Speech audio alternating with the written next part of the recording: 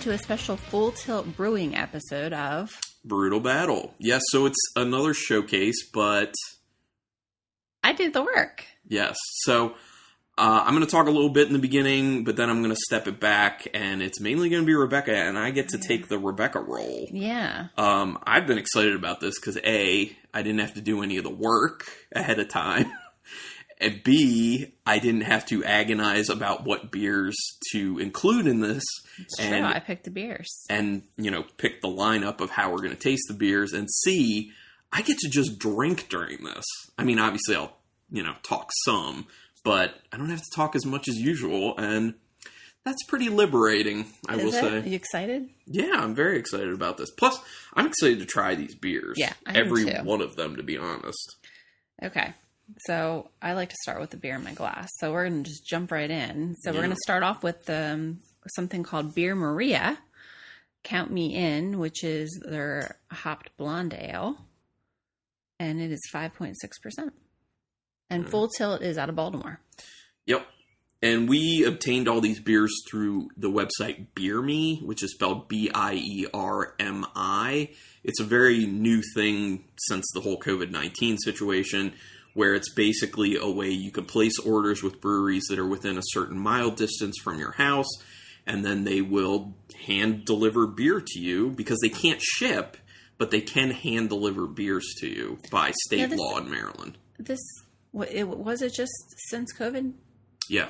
Oh, I think. I thought that it was before that, though. Actually, yeah, you know what? It might be, but I guess taken off. Right, yeah. Well, and I know that I'm going to have to look into it more, but I think it was started by True Respite Brewing in Maryland or someone associated with that brewery, but then it's taken off since there. It's used in many, many states now, and I think it's a wonderful thing. So we got all our beers through that Beer Me website. So yeah, we just placed an order. Full Tilt fulfilled that order, and it was really awesome and seamless. Literally, they had one of their employees bring the beers to our front door. We just showed our ID. I showed my ID through my storm door in the front, and they, just stuck their head close enough to, look at it, look at me, get the date and everything, verify I'm old enough. Then she actually pulled out a piece of paper and went over what my order was and checked every single beer in the case that she brought just to make sure it was all right. It was great. It was wonderful. And she's very nice. So, and no contact. No contact. So perfect. All right. So no contact really only if you have a storm door though. If you don't have a storm door or glass, it's a little different. Yeah. You could just crack your door and stick your hand out with the ID. Yeah. That's another way to do it. Okay. So anyway, Beer Maria. Blonde Ale, Beer Maria, Count Me In. 5.6% alcohol. This is supposed to be dry hopped, right? From what I remember. I read somewhere that it's, yeah. Okay. Ooh. Man, they really filled this can up, which is not, look at how high that's filled. I like to see that. That means there's less chance of getting, oh my God, this pour is terrible. I did a terrible job pouring that. Jesus. Well, there's your beer while I, clean up a little. Yeah, yours is messy. You might have to wipe this. We're going to have to wash these towels that we put on here. But that, that's why I put the towels on the table, because I know there's a possibility for me to do this. Okay, so it has a little haze to it. Yeah, definitely. It's pretty dark orange. Mm-hmm. I mean, it looks like if you were to tell me, oh, it's a IPA, I'd be like, yeah. Looks wise. Yeah. So has a nice head to it. Yeah. It smells so crisp, so clean, so weedy. Smells like a blonde ale for sure, but there's like a touch of fruit. That's that dry hop coming through. I'm trying to figure out. Ooh, almost dropped. I almost dropped my glass because it's slick on the outside because I dribbled beer down the side. It has a little Vaseline smell. Yeah, I could see where you're getting that one. Which I don't love. That's one of my hypersensitive. So it's got that kind of citrus candy Smarties smell that we get from a lot of hoppy beers from Trogs. Oh, okay. It's not super pronounced, but it's kind of light in there, which I like that smell. I really like that smell. Yeah, so it's got a little bit of sweetness, but a nice citrus, too. And the citrus being like a light orange. It's like a light orange. It smells good. Tastes good, too. Oh, that's, like, super easy. Super easy. What is the ABV? What did I say? 5 something? 5.6. Yeah. It's so... It's got that naked Cheerio at the Yeah, end I know, that and I you love it.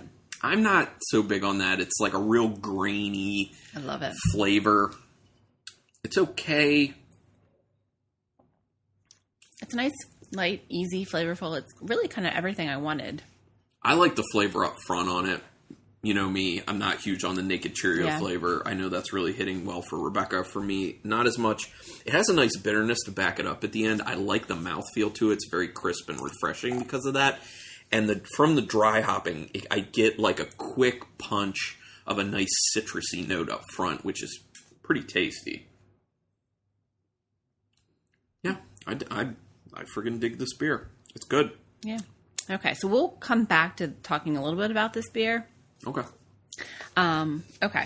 So Full Tilt was kind of, it's funny, on their website it says it originated in 1984, which is when the two owners were born, because the two owners are cousins.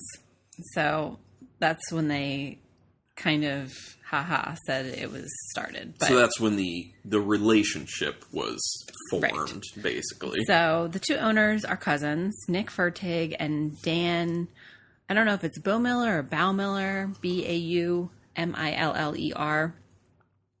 So those two guys are cousins, friends growing up, and it all started when they bought a home brew kit in 2008. So 12 years ago is when the home brewing started. That's when the home brewing started. That's cool. Yeah. So they just kind of started home brewing and then, had friends over. They liked their beers. They kept buying more equipment. One thing led to another. And then they started doing contract brewing at a Peabody Heights in 2012. And that's kind of officially when I think like the whole Full Tilt kind of was a brand. Became a little bit more legit. And then more recently, in December of 2018, they opened up their actual like brick and mortar brewery. So they were doing the contract brewing for like 6 years. Mm-hmm. Yeah, I remember it being a substantial amount of time. And this is kind of like you giving this information is bringing some stuff back to me. That's right. Because you actually, before I guess it was when they were doing the contract brewing at Peabody is when you interviewed Nick on the podcast. Yeah. I think that had to be like 5 years ago or something like that. Like it's been 5 or 6 years ago. Yeah. It's been a while. Oh, it's been probably more than that. So if you want to hear that interview I did with Nick Fertig from Full Tilt, you can go to archive.org and just search Brutal Battle on there. It has all our back episodes, but also just the website, brutalbattle.com. You can find it there. It's definitely worth checking out. I know that at that time, he had said that he really wanted to have a brick and mortar, like actual brewery, but it just wasn't in the works at that point. We went out to dinner before we did the interview, and I know we talked a lot at that point about like what his contract situation was and his thoughts for the future and all that type of stuff. And it's cool because thinking back so far, like he wasn't 100% sure that they would be able to make it to the brick and mortar, but he was working towards that really diligently and really wanted that to get there. So it's cool to be in this time now and know that like it happened. Yeah. So pretty awesome. So they opened up the brick and mortar in December of 2018 in the North Baltimore area with a 15-barrel system. So from what I was reading, it sounds like they still use Peabody. Oh, really? I think so. That's what it's. I mean, I don't know if they are still doing that now, but at least when they opened the brick and mortar, they were still doing that for some of their larger batches. And then reserving their 15-barrel system for more like one-offs, kind of experimental things that they didn't have to commit. Because when you're the contract brewing at Peabody, they had to commit to like large volumes of certain beers. And, that kind of limits creativity sometimes. Well, for distribution's sake, it's good to use contract brewing in that situation, especially when you first start with your new brick and mortar brewery. I mean, I know there's some breweries still who they brew their own beer to be served at their location, and then everything that gets distributed is done elsewhere. Like Brewers Art in Baltimore is a prime example. They have really good beer at their brewery, but I don't like their beer in cans because it's done by Sly Fox on contract brew, and I don't think Sly Fox does a very good job. But there's some other breweries that end up doing that type of thing. Yeah. So I don't know if that's currently still what is going on, but at least when they opened up the brick and mortar, that's what it was. Because from 2017 to 2018, they doubled their production. Yeah. That's crazy. Yeah. I mean, I will say that when they opened their physical location, I did pretty quickly become more cognizant of seeing full tilt beers in a much larger volume in liquor stores. Yeah. And I still think and again, we haven't really been out to a liquor store in a while. 2 months. But when we were out, it seems like the beers that we have here, I mean, these are actually some of their newer things, which we were able to get straight from the brewery, which I think is kind of what they're doing still. They're year round and they're seasonal beers probably, or you can get them, they will distribute. And those probably are the ones that I guess that they're probably brewing at Peabody. Well, and just so people know, these are all 16-ounce cans, which I love that they're using all cans for this stuff. We also had some 12-ounce cans that we got that we're not including in this episode, and that was for their Memorial Pils, which is a Pilsner. And I remember trying that Memorial Pils on the episode where I did the interview with Nick, and I remember really liking it. I don't think I've had it since then, though. So that'll be interesting to see. Yeah, so it'll be nice. If it's how I remember it, it was very tasty. So okay, so we're going to move on to our second beer, which is a new one for them, Dan's Jams, which is a sour ale with black currant and blackberry. And it is 4.5%. And when we ordered, we also got one of the Dan's Jam sour ale, and that is with pomegranate and boysenberry. Yeah. Both sound pretty tasty. I don't know if that's going to be a reoccurring Dan's Jam with different fruit. I'm just checking the Beer Maria just to see if they had any information about what hop they dry hop with. They don't. And this one is also the same. Very be careful. Almost filled exact. I know. I'm gonna have to really focus. I should pour yours first. There we go. I just I forget about it. Oh, it's still dribbled. I forget about it. There's a particular way. You have to hold the lip at a certain angle and just commit. You have to go at it hard. So I was excited to see the color of this, and it didn't disappoint. That's pretty. It's just that deep raspberry. Yeah, it looks like jam water. Yeah. Well, I mean, I guess that's why Dan's Jams. So I'm assuming this is brewed after Dan, one of the owners, and his love for sours. On the can, it talks about that. Man, that big head sitting on it is so pink. It looks really fun. Dan's love for fruited sours is legendary, so much so that if it was possible, he'd fill up his pool with all that tasty tart nectar and swim around in it all day. This series of beer is made in honor of his obsession and hopefully yours as well. The how thick the head is and how pink it is, it looks like strawberry milk. Oh yeah, I mean it looks like a lot of the fruited sours we've had from other breweries. Yeah, with just that, which is a good thing. Yeah, I mean I'm excited by how it looks. It looks creamy too. Mm-hmm, it does. I mean that head, and it smells creamy. I smell the tartness to it pretty much immediately, but it's very soft. It's like a soft tartness. It almost smells like maybe it's like a fruited goza. It might be. Now, they do have a fruited goza line. Yeah, it's so soft. Govan's goza. He says blackberry and boysenberry. Oh, black currant and blackberry. Yeah. The thing is, certain berries are hard to pick out. Like, I don't know what black currant smells like enough. I do know what blackberry smells like. But it's just subtle. It smells like just a nondescript berry. Yeah, it smells like berry salad, basically. I mean, it doesn't overtly smell like strawberry, but any of your raspberry, blackberry, blueberry, all of those berries.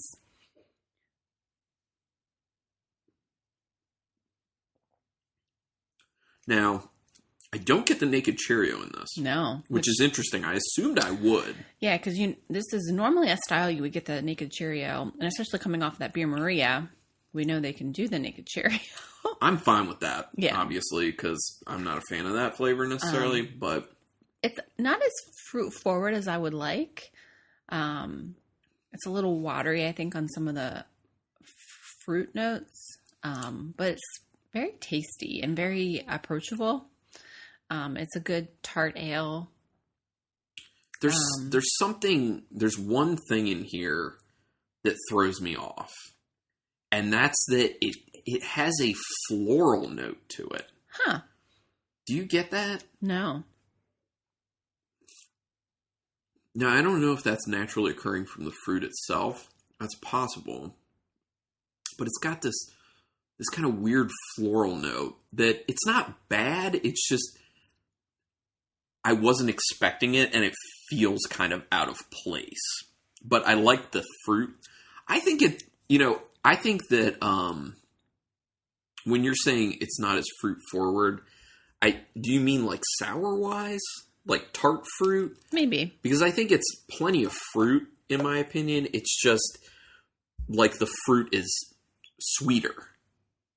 Because you know how when you get like fruit that's, a little younger, it's more on the tart side, and a little older, it's more just on like the sweet sugary side. It's more on like the flavor of the fruit, but it's softer. It's more on the sweet sugary side. Okay. I like it though. And this is actually one that you could give to someone, and they wouldn't necessarily know it's a sour, to be honest. You could just say, "Oh, it's just a fruit beer," and they'd be like, "Oh, okay." It's definitely, like I said, it's very. It's very approachable, and it is. I mean, ABV flavor wise, it's good. I like it. Yeah, I like it, and that perception of that floral note starts to taper away as I keep drinking it. I don't perceive it at all. It's still there though. Okay. So in an interview, Nick said that their brewery, he said it's a place where anyone from young families to college students can go and have a good time. Everyone can always find a little nook and hang out. Oh, that's cool. I have been there. I know Carlin has not. No, I haven't. And it is, they have board games. They have video games there. They have shuffleboard. And it is a location where it is definitely approachable, to college students and families and, Yeah, it's just another one of those places that Rebecca went to without me. Yeah. She's like, hey, my coworkers and I are going out for happy hour. There's this brewery we've been meaning to go to together, but I'm just going to go there without you. It was actually a year ago. I went there last April, I remember, because we were celebrating. Has been a bit. Yeah. Just so many breweries, man. Mm-hmm. And one thing I did like there, they have those big like garage doors that you can open up. Oh yeah. To kind of have like indoor outdoor seating, which I think is fun because sometimes I don't want to commit to being outside. But you want the outside to come inside. Yeah. Like I just don't want to be fully outside. I just want the outside to creep on in a little bit. So I didn't find a ton of information, but I have a couple more things I wanted to talk about. Was that I think what was evident kind of throughout my research is just how focused they are on community. One of their first beers, Hops the Cat, they did a animal adoption event associated with that beer. Nice. I know Hops the Cat, it was actually an actual cat. Yeah. Didn't he have like feline leukemia or feline HIV or something like that? Oh, I have no idea. Because I remember talking to Nick about that cat. The cat got out. Yeah, I know he got out. I think I think when he got out is when he got infected with whatever heck he had. I don't know. And that's kind of but what I think there's led to the also end. I think there was a Barley the dog. Yeah. I think he was. Maybe.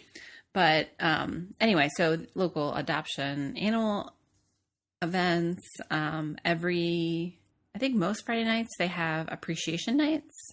You can get 20% off your tab depending on what profession they're kind of appreciating that night. So That's sometimes it's firefighters, sometimes it's teachers, sometimes it's healthcare providers. Nice. So I think that's kind of cool. Yeah, that's a good way to focus on the community and kind of give back to those particular people who kind of have thankless jobs. And then different collaborations. So our next beer is going to be in collaboration with another brewery, but our first beer... If people end up hearing weed whackers in the background, apologies. Some people are doing things to their yards.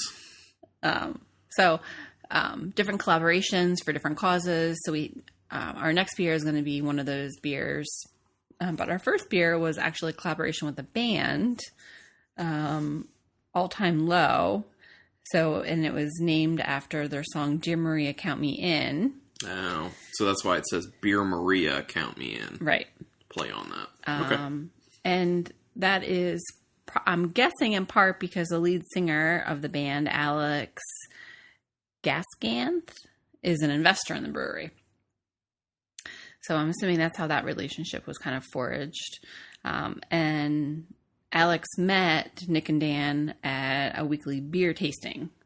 Oh. Kind of just at someone's house, just kind of tasting. And then they met and they all kind of realized how much that beer, food, and music bring people together. No, that's true. That's true. Every concert I've ever been to, I see people consuming plenty of beer. Oh, yeah. Yeah. I actually don't like to drink at concerts, though. Because I like to really focus on the music.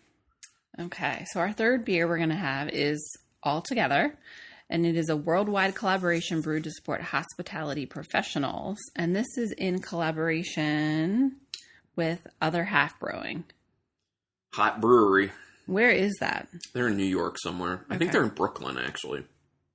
And it is 6.5%. And it is an IPA. Yeah, so I don't know how they're doing this collaboration. It could be a situation like what Sierra Nevada did with Resilience IPA, where they just kind of drew up a recipe and then distributed it to breweries who wanted to participate and said, here's the recipe, do your own take on it and call it Resilience. And, a certain amount of the proceeds will donate. Oh, right. Yeah, so I think that's... The weed whacking is getting stronger. Oh, it stopped. The can is really pretty. Oh, man. Well, the good thing is they're filling their cans to the brim. The bad news is Carlin is having a bad time. Yeah, that's one of the... It's a good thing when you fill your can that high because it leaves less of a chance of oxygen screwing up the beer because there's less room for the oxygen in there. But it's a bad thing from the standpoint of if you pour your beer into glasses because it's harder to get that initial pour to not drip off, run down the side of the can. You have to, so you should take a couple swigs from the can first. Yeah, that's actually a good idea. You could do that. Or just drink out of the can if you're one of those people. Okay, so I'm assuming this is a hazy IPA because it looks hazy. Yeah, definitely. Yeah, it's murky. It looks really orange, but like a brown orange. Yeah, kind of. It's not an appealing color. No, but that's hazy IPAs in general, in my opinion. And I think they all look ugly. Yeah, it smells real good though. Yeah, it smells it's like got a nice smell. Very orangey, very juicy. Ooh, yeah. Very orangey, but there's also a pineapple note showing up in there. A little bit of mango to it as well. Yeah. Yeah, and orange, pineapple, mango mix. When you get a lot of that mango, you get a little of that piney, that bitterness, which is kind of nice to balance out some of that citrus. Yeah. So it's not overtly sugarly sweet on the nose, which is nice. There's a bit of a chapstick note in the nose, which I end up getting from a bunch of hazy IPAs. That's one of my things you don't like, that you pick up on and don't like. Yeah. That's like my Vaseline. Which, they're kind of close, to be honest. I'm not good, getting though. it. Yeah, it does smell good. Ooh, that's good for a hazy IPA, in my opinion. It is good. It's not. It doesn't take. Yeah, sorry.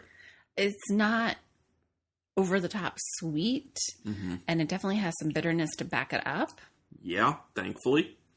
And that's why I say, like, it doesn't taste like a typical hazy IPA, because there's actually, like, a relatively good bitterness to it that, like, makes it a substantial beer. It balances flavors out. But you get a lot of that beautiful citrusy flavor up front, like that deep orange juice that we were talking about smelling, that bit of pineapple, that bit of mango, a little bit of pine in there.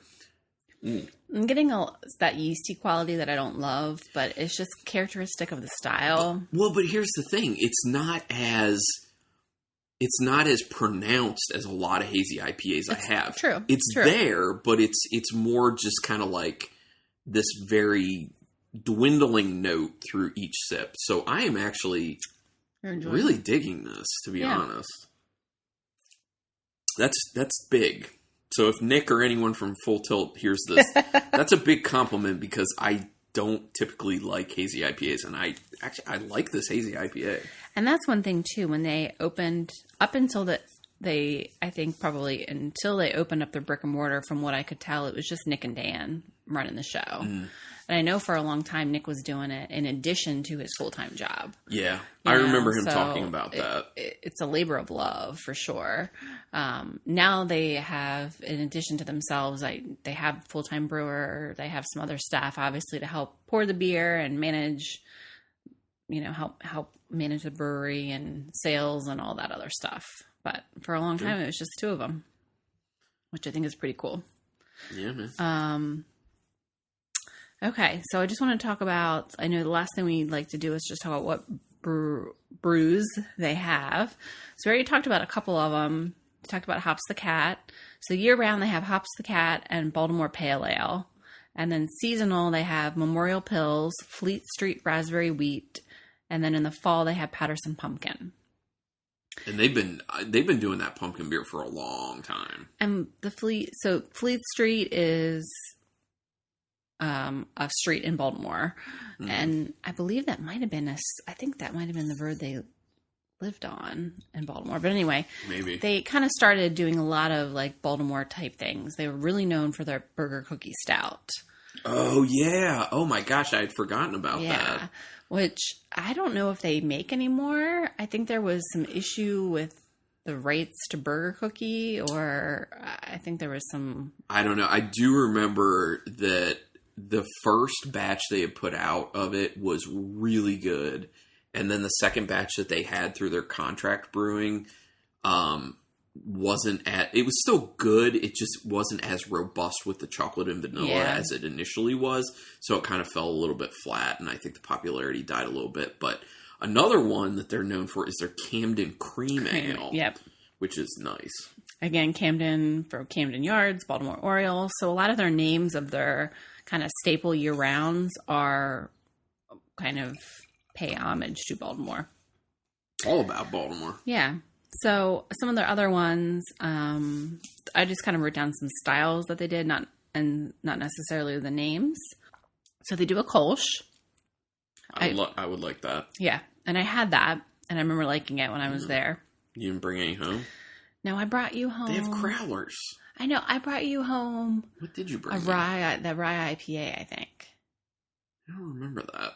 I brought you home a crowler or something. Yeah, I don't remember it. If I don't remember, it didn't happen. I should have brought you the Kolsch, because I think the Kolsch is better. Okay, we already talked about Dan's Jam. So again, we're drinking the blackcurrant and blackberry, but they also have the pomegranate and boysenberry. They have a double rye IPA. They have a session IPA, which we have. Yeah, I Love City Life, I think is what it's called. And they also have an I Love City Life hazy IPA. Oh.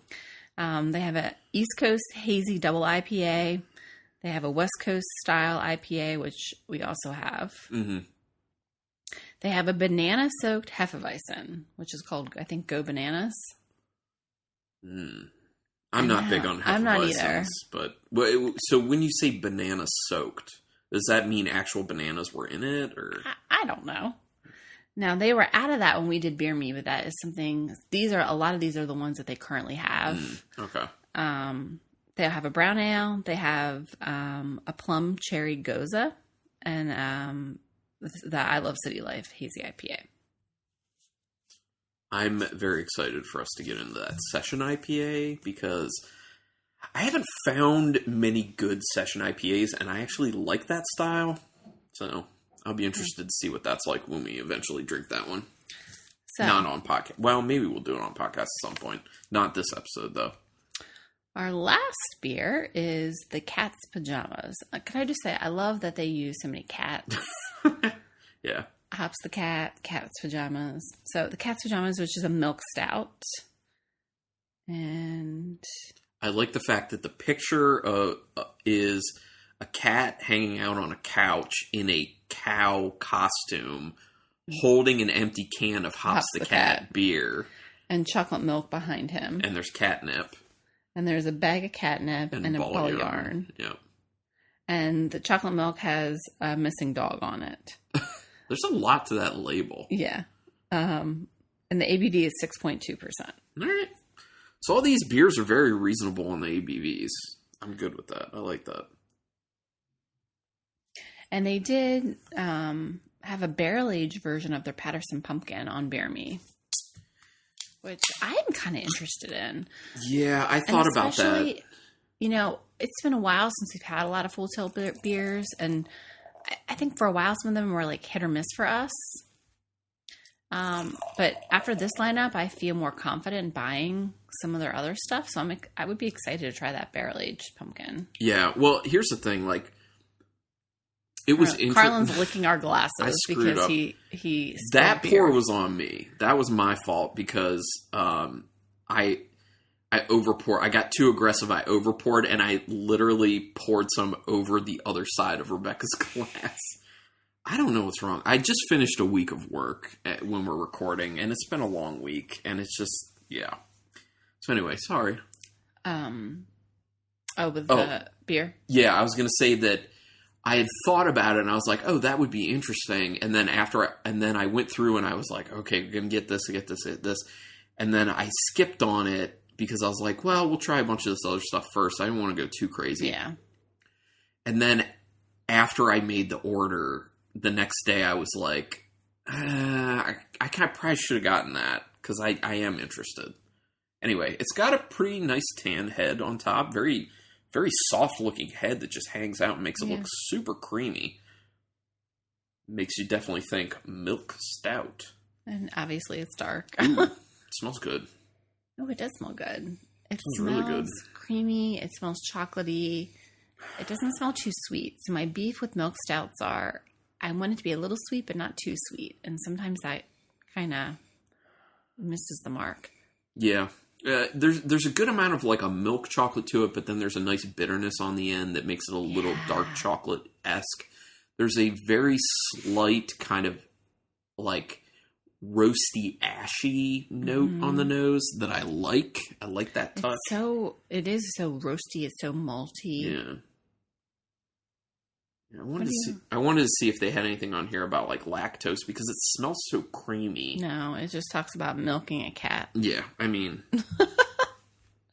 yeah, but it smells very nice. Oh my gosh, it's like so creamy. It's so creamy. Ooh, but this is good. Yeah. Ooh, there's a really nice coffee note on the end. It's almost like a mocha latte in a way, but the coffee's, way dialed I mean, down. you can tell there's not like coffee actually in the beer. It's not like that level of coffee, but it definitely has that roastiness. And I like it because it is creamy, but not too sweet. Well, and feel me on this. This has an awesome mouthfeel for a non-imperial stout, right? Yeah, because it's only 6%. Right, I know. That's what I'm saying. Like, how often do you have a straight-up stout that has a nice mouthfeel like this? It's usually very watery and underwhelming. This is how you do a straight stout. For sure. And man, I dig that. It's a sessionable stout. Yeah. And it's kind of like, it is a little sweet, but it's not too sweet. It's got that nice kind of bitterness coming at the end. It's a little like a dark chocolatey bitterness. It's got the milk chocolate up front. It does taste kind of creamy, almost a little vanilla-y, in my opinion. And that cat looks so fat and happy. I dig that brew. I like it. I mean, how could he not be happy? He's drinking a beer and has a bag of catnip. If you're a cat, I assume those are the things you want most in life. So that's all the information I really found. I mean, a lot of the articles I read were just a lot about hyping, them building the brewery. Right. And I know they encountered some hiccups along the way because everyone does. Yeah, the license that they wanted, they couldn't get because they were too close to a school, so they had to serve food. Oh. So I forget what type of liquor license that they wanted, but they couldn't get that, so they had to get another one, so they had to try to figure out how to serve food, and I'm sure that was like just a gigantic headache. Oh, Carlin's going back to taste to try to figure out because this is tough. I'm not in the driver's seat of this episode, so I can just keep style jumping right here. I can just drink as much as I want. This is tough because they're all so different. Yeah, but it's always like that on the showcases. I know, and it's always hard because it's kind of like, what do I like, and what do I think they executed well, and how do I mesh those things together.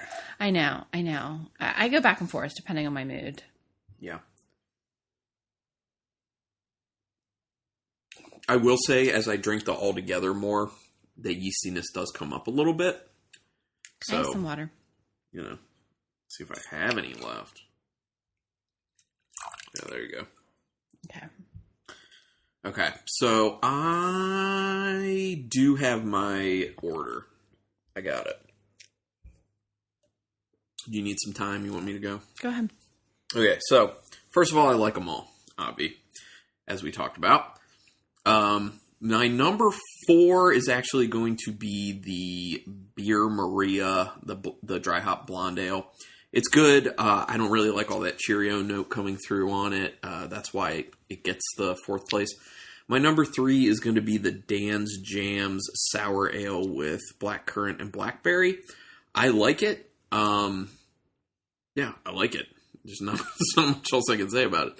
It's nice and fruity, but it's light fruity, and there isn't a whole lot of sourness to it. It's more lightly tart. My number 2 is actually going to be the Altogether Hazy IPA in collaboration with Other Half.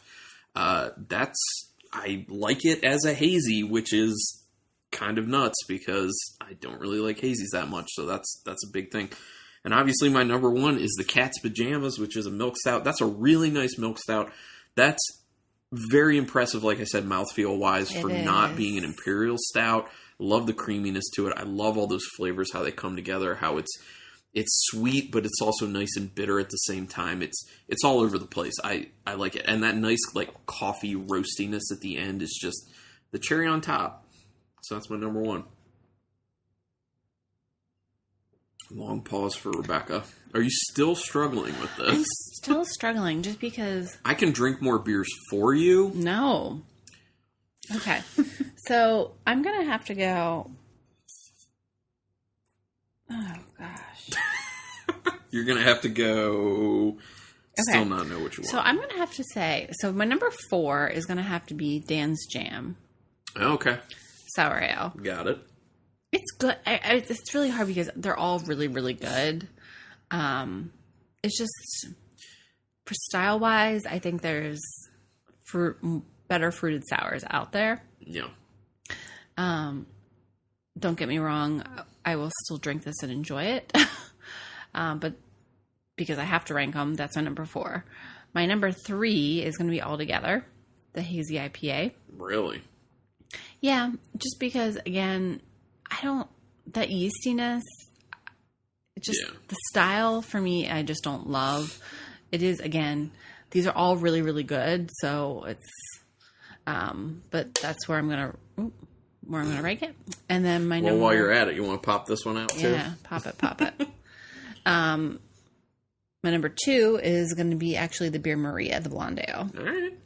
I just feel like that style doesn't get enough love. Blonde in general. And I think it's really well done for the style, which I think needs to be recognized.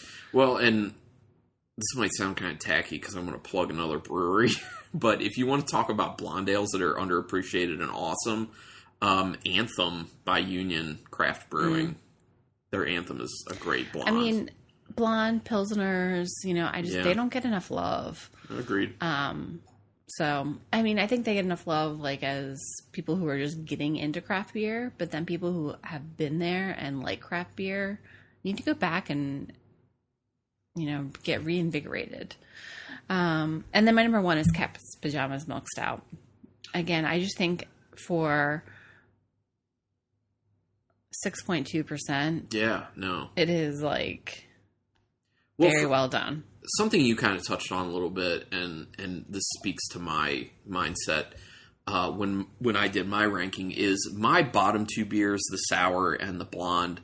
I feel like I can think of a bunch of examples that I would rather have above those, even though these are still good.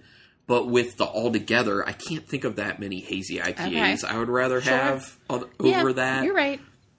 Especially based on how many hazy IPAs are out there and what a lot of them taste like, and that one is pretty damn good in my opinion. Yeah. Okay. And then that milk stout, like we were saying, like that's an exceptional milk stout in my opinion, and I can't think of many straight up milk stouts that I would want over that. So my top two for that reason really stand out style wise. Mm-hmm. Yeah, sure. So that's why. I mean, when you say it like that, I'm like, oh, maybe I should redo my ranking. I don't know. You can't redo your ranking. Where are you going? I'm getting another beer. Are you calling an audible? Yup. Keep them entertained. Make something else up. Cats are the best. I'm glad this brewery supports the cats. Which one? I want this Memorial Pills. I want this so couldn't bad. decide. I couldn't decide which one you were going for because I'm like, we have a couple. Because we have the West Coast style IPA, we have the Session IPA, and then we have a 6-pack of the Memorial Pills. Well, the thing is, after tasting through all these styles, I just want a Pills, and I'm like, well, let's just keep it on podcast because I want it so bad. So we're gonna do the Memorial Pills. Can you rinse me? Weren't. I'm gonna have to do it a weird way. I took a drink of my water and spit it into your glass. Why didn't you just pour it into my glass? Because that would not have gone well. Have you seen my beer pouring? So I'm supposed to drink your backwash. Yeah, you kiss me, don't you? I guess. That's way less gross. So I'm cracking open the 12-ounce can of their Memorial Pills. It is 5.3% alcohol. And what was the beer, Maria? 5.6. Okay. I did a much better job on pouring on this one. So I think it's something about the 16 ounces. At least for me personally. Oh my god, the head is so white. Oh yeah, it's slightly hazy. It's very yellow. Definitely looks like a nice Pils. And Nick is a veteran. Yeah, I think.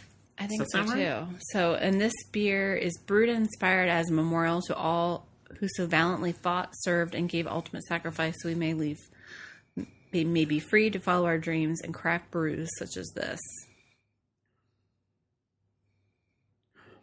So, are you getting in on the smell? Sorry. I was looking at the can. Oh, no day code. Boo. You guys got day code. Any of them? I don't know. I didn't check the others. No. I just wanted to check the Pills because it smells skunky to me. That doesn't necessarily mean that it is. There are plenty of times I've smelled beers that smell skunky and don't taste it. So I don't think it smells skunky. There's a bit of a skunkiness, but there's that typical Pilsner smell to it as well. I think it just smells like a Pils. No, it definitely doesn't just smell. There's a weird skunkiness to it. I don't know why it's in there. But when I get past that, it smells nice and crisp and refreshing. Yeah. It tastes crisp and refreshing. Yeah, that's good. Yeah, that's tasty. Oh, it's so light. Crisp, refreshing. It's got a little more mouthfeel than you would assume from the Pills, which is cool. And then there's the nice honey. There's a little bit of that hay note to it. It's good. I dig that. There's a slight kind of like lemon peel in there as well. I would say with all of these beers, I've enjoyed the mouthfeel. And for me, that's such a part of the experience of drinking a beer is I don't want it to feel just so flat and watery. Yeah. You know, I want it to be a little bit more, I want it to have that kind of thickness. Yeah, that's a good point that they really nailed mouthfeel on all these. Huh, I didn't think about that. Good point. Yeah, this Pils is nice. I'm glad we got a 6-pack of it. There's so many beers that like, I'm like, oh, I love the flavor. But if it doesn't have the right mouthfeel, it's like, That Pils is good. That's like a perfect after we've been out walking a few miles type drink with dinner. You know what I mean? I'll take that. Because these are the activities we engage in now. We go out and walk the neighborhood for a couple miles. That's what you do. And then... All right, well, we got beers to drink. We sure do. I'm excited. This is good. We're not dumping any of these, so that's pretty sweet.